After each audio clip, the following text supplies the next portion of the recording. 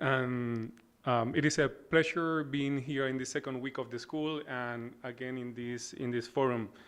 And I want to put some ideas and I think leave most of the time for discussion. But and one of the ideas is the following. I would like to, and I think this event raises the question of the relationship between what we are calling critical Muslim studies and liberation theologies, and liberation theology, if you will, Muslim liberation theology or Muslim liberation theologies. So I think the event itself on liberation theologies raises the question, what is Muslim liberation theology, what could be or should it be today, but also what is the relationship with critical Muslim studies and what is critical Muslim studies. But I would like to add a third term or challenge or question, because for me, and I'm talking really from my own corner here, what I see happening in the school, in the school that has been happening for 2 weeks and for several years, is that instead of having, for example, critical Muslim studies and liberation theology and one over the other, even though critical Muslim study has become sort of the umbrella, I think that in practice, what we see gradually in the discussions, in the discussions, expositions, the combination of lectures, and discussions is the emergence of a third project, a third activity, and that maybe deserves its own name. And I think maybe even in what we are, even HOURIA's presentation now, for me, it would be perhaps too difficult to classify it more as Muslim liberation theology or critical Muslim studies. And maybe I see it more in line with this third category, maybe. But even separate from that is the question if what we're all doing is in fact initiating a path towards this third category, which is something like decolonial Muslim thinking. Decolonial Muslim thinking, or Muslim decolonial thinking, right?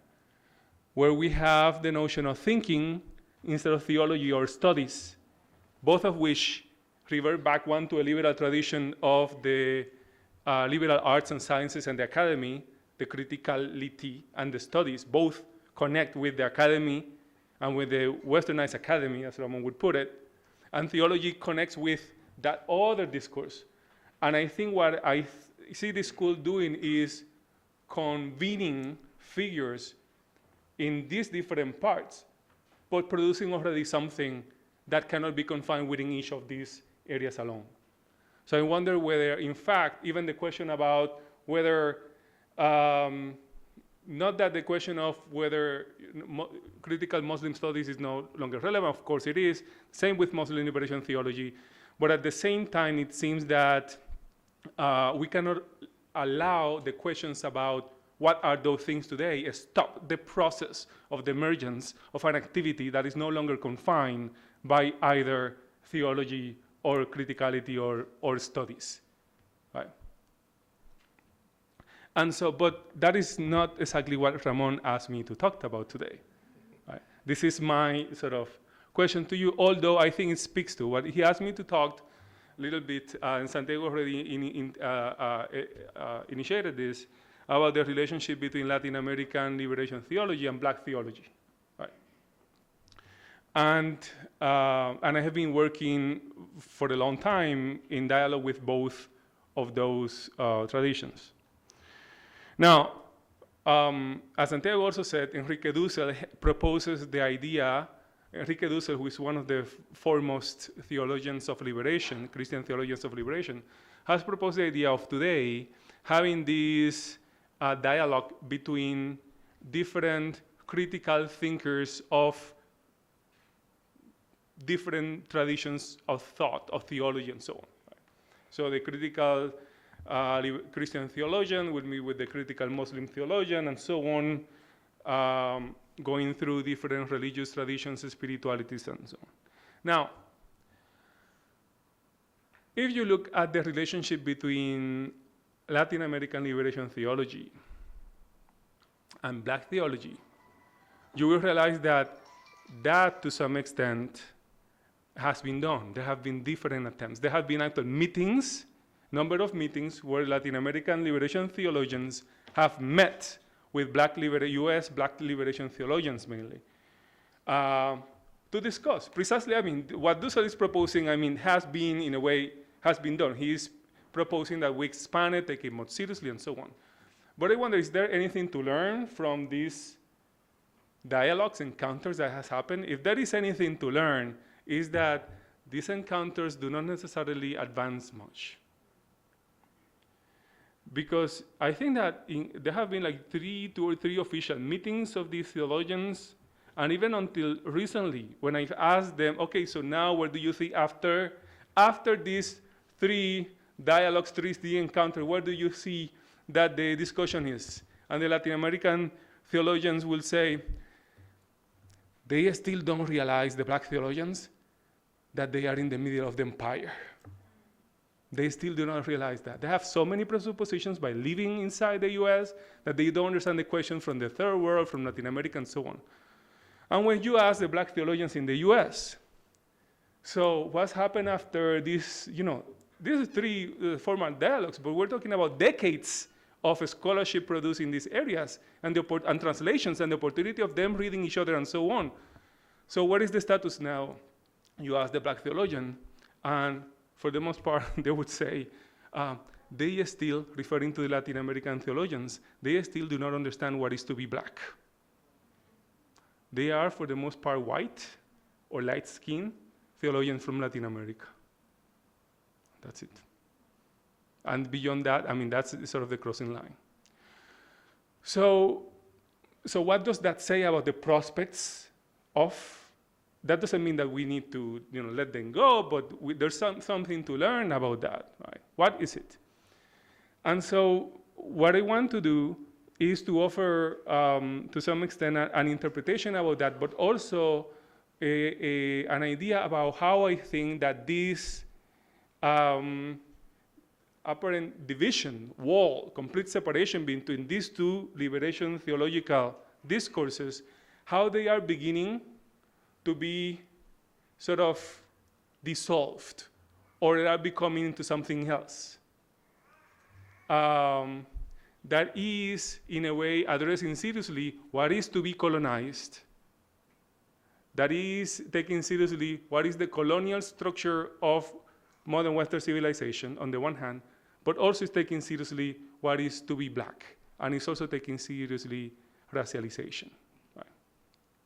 And these theologians, for the most part, to the extent I want to suggest that they are anchored in the major revolutionary epistemological changes that led to the formation of those liberation theologies, they are not necessarily going to fully do that step that is going to take them beyond that opposition. Right. Let me explain. I want to locate both Latin American liberation theology and black liberation theology that emerged in the late 60s. Right? And they were not the first sort of liberation forms of thinking. In Latin America, for example, there was already the sociology of liberation, and sociology social scientists were themselves proclaiming a divide, sort of not a divide, questioning of Eurocentric sociology, which was still, for the most part, presupposing the idea of modernization. That is that although the third world, in a way, was in a path towards secularization and towards modernization and towards developmentalism. Right? So they began to question the foundations of that social science, and they began to produce what they call a Latin American social science and Latin American sociology of liberation.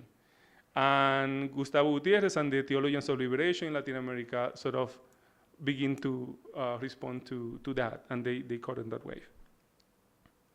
But I want to locate that within the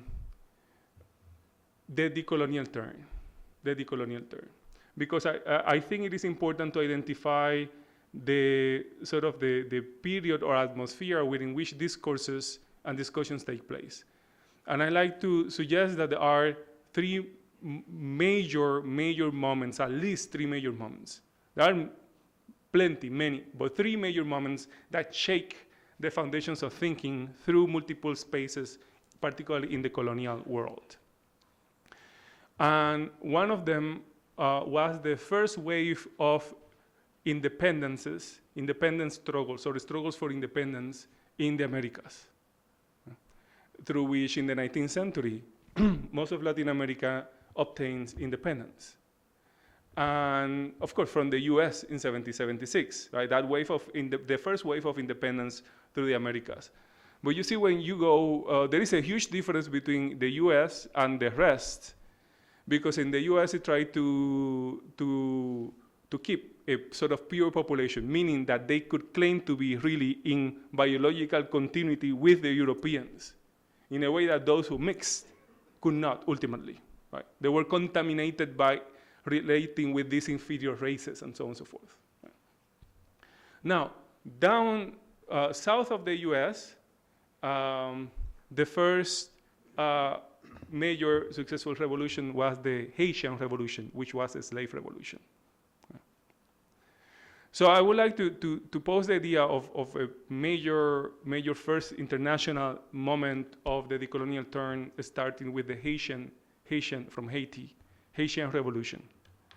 And then from there, going through different moments, different independences, and so on, and including the organization of people of the African diaspora in Pan-African congresses, and in Africa, Pan-African congresses, and different organizations, international organizations, to challenge colonialism,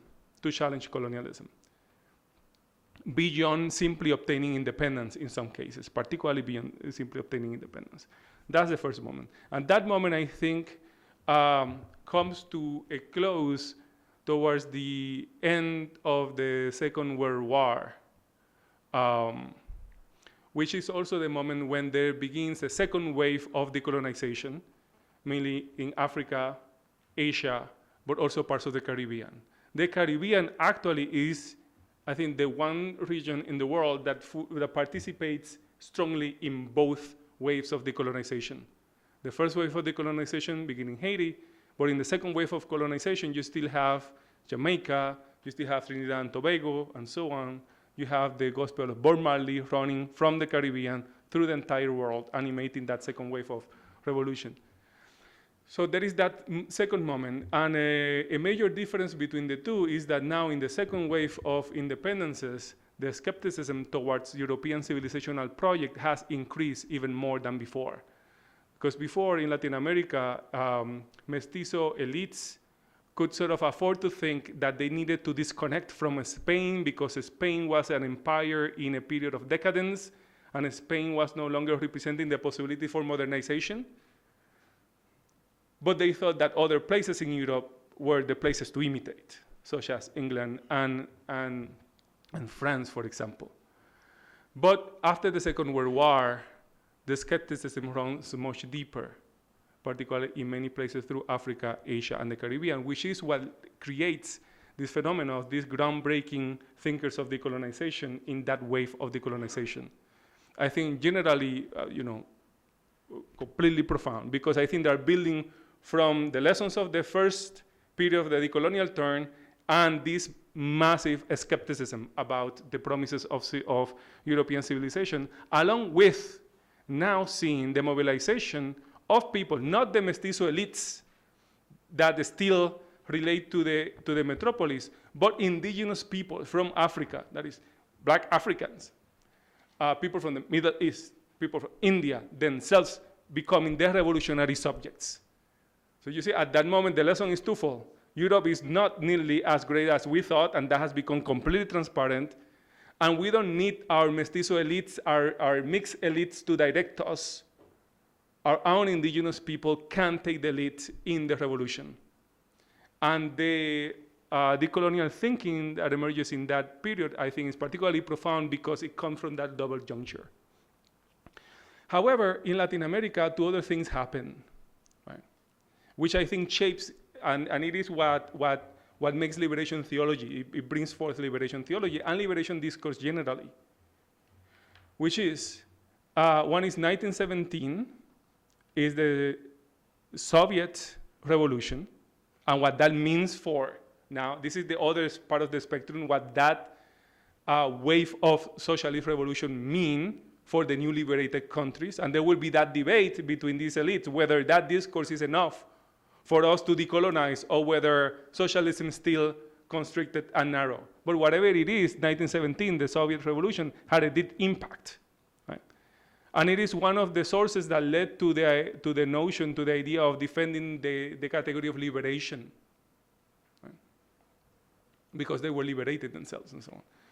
And the second one was Cuba in 1959. Right?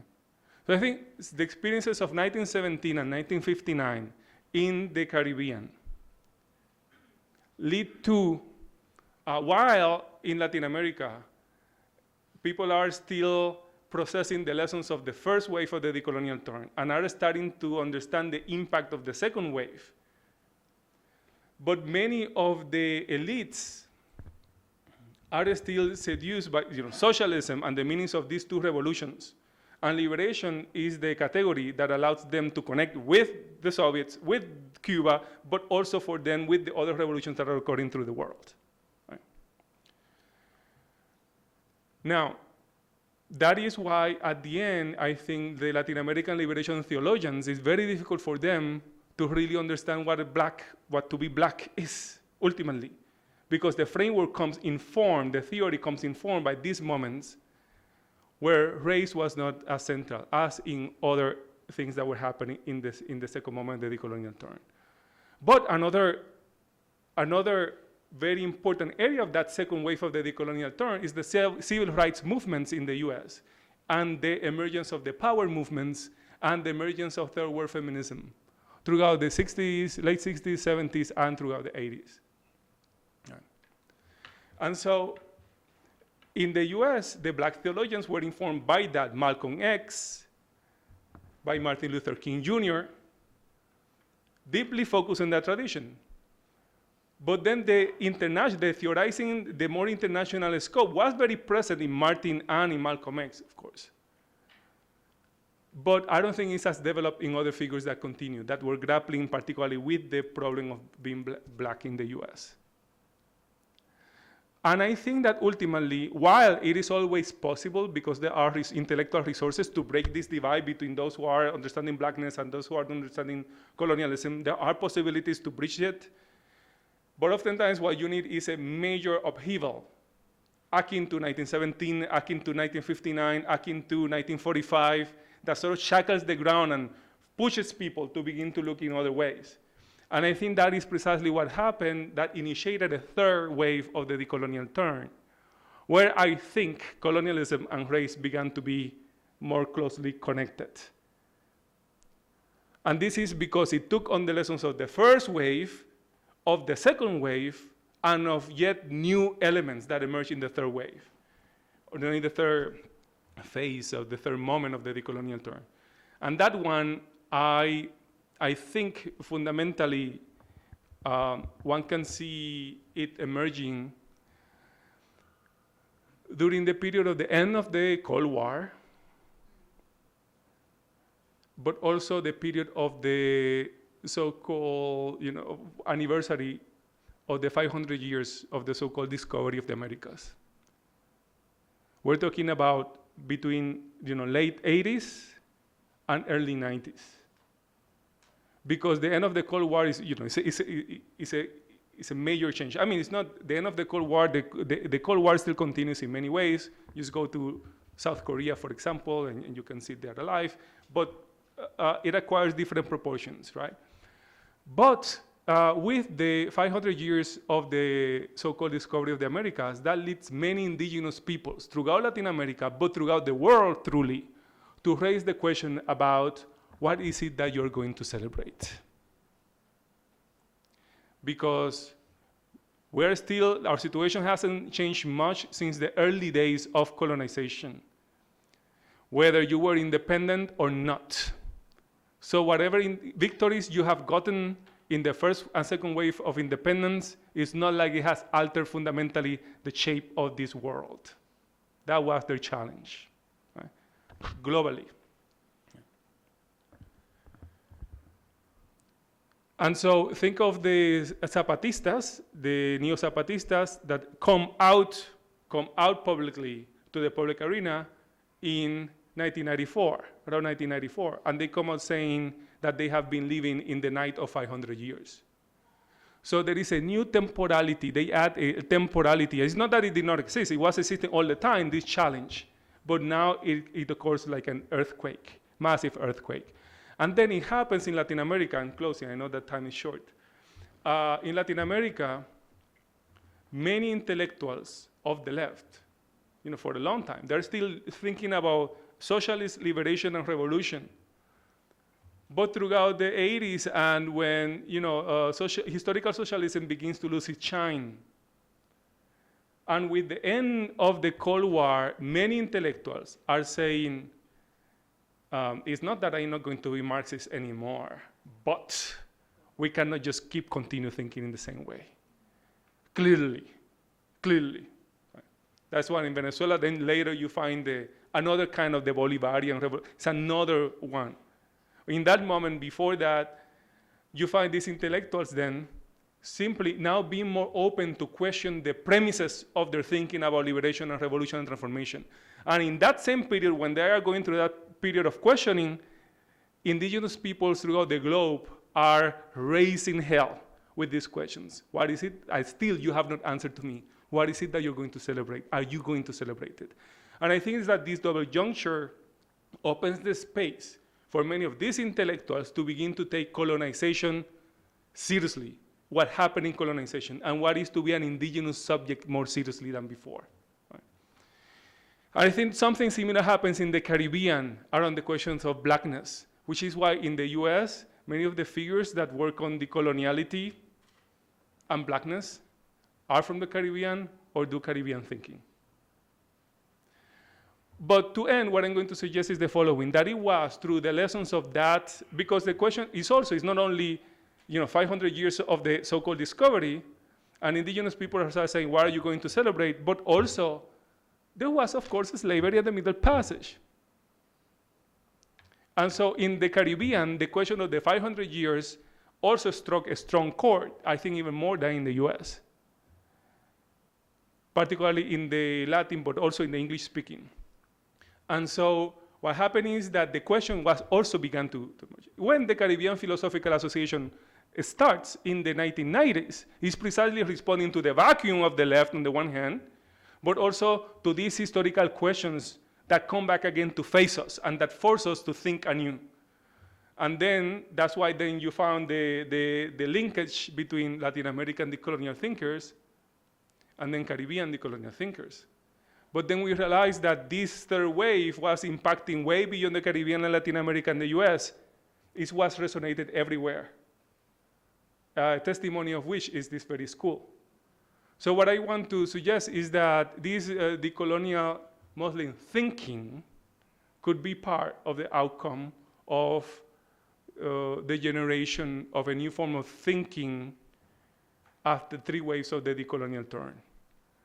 Informed by those three waves. And that it is important to keep this in mind, because if not, when we keep talking about the liberation and so on, we keep going back like to the founding fathers or to the founding figures or to the founding problematic, but maybe we historicize the moment, the juncture, and we can recognize what was important, but also where were the limits. We can also see and appreciate other upheavals, questionings, earthquakes, like what happened in 1989 to 1992, that we're still fleshing out the implications of that kind of questioning and continue fleshing out, not only providing answer, but really producing more and more questions about that. And I think that that's what I find every year, that we try to understand, not simply, again, answer questions, provide answer to already known questions, but continue refining the questions, fleshing them out, and in the process trying to see if we get more clarity. Thank you.